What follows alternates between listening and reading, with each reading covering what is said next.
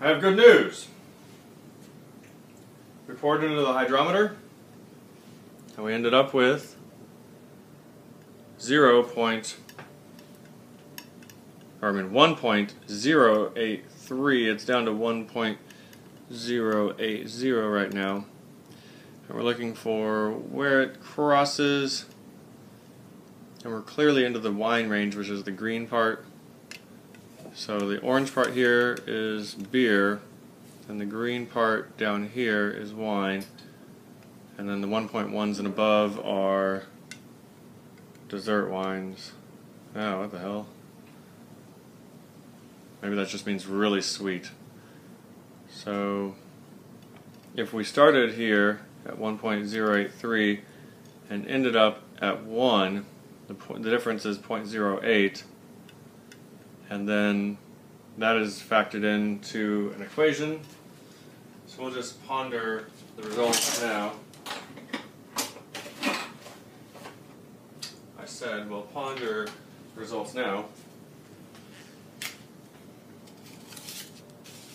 And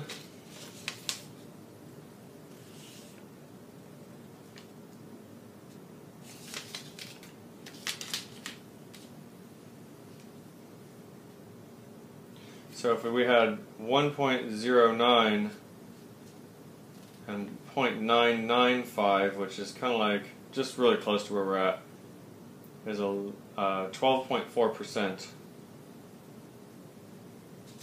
So we may be 10.4% or above. We may be 12.4%. So we're going to be in the range of 11, we'll say, for what we've got here. So what I've done is to pour what was remaining from what I poured off from the carboy into here.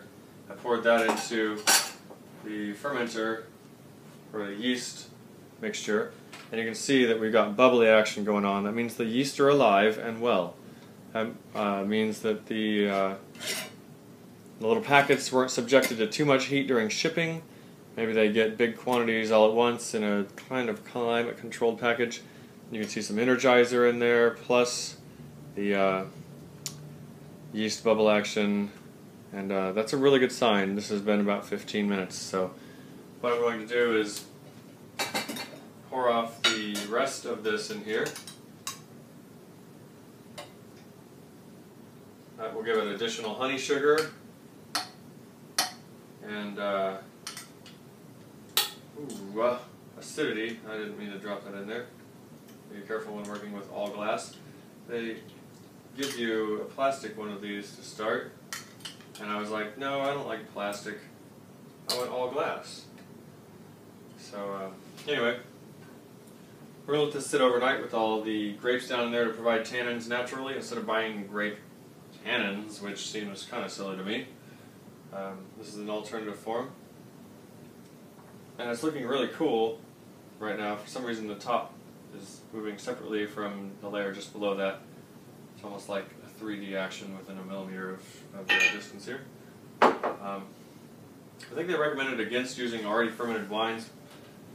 You could probably use some of that sulfate-free wine to add some tannins to this, but we'll just we'll go with some more of the raisins in there, because this is all eventually going into here, so, you know, we'll just do this for now. And a little bit here.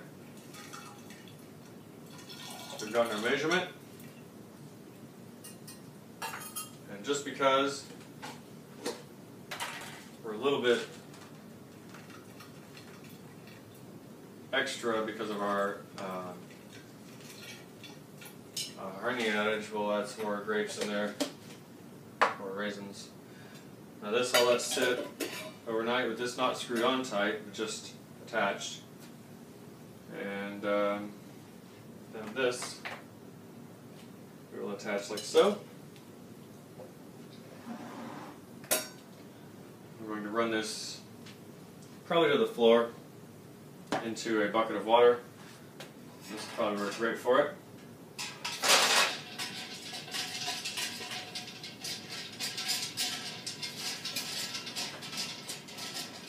And need something a little taller.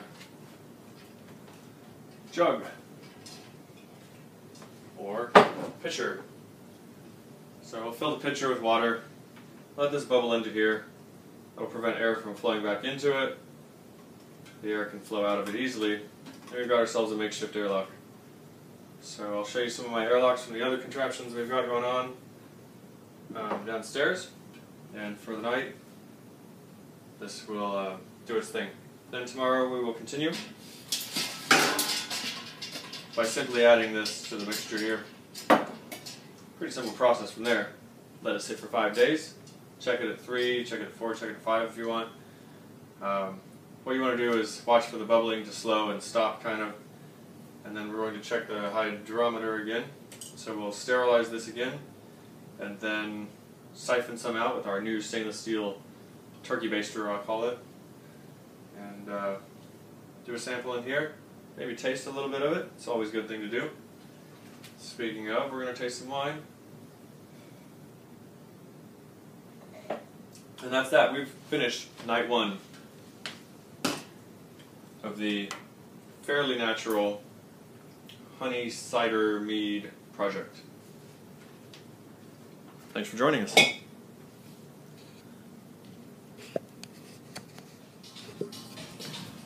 We thought we'd share this with you because, oh, there everyone goes. We find it so enjoyable. This is like a lava lamp. Oh, there's one. Oh, of raisin types.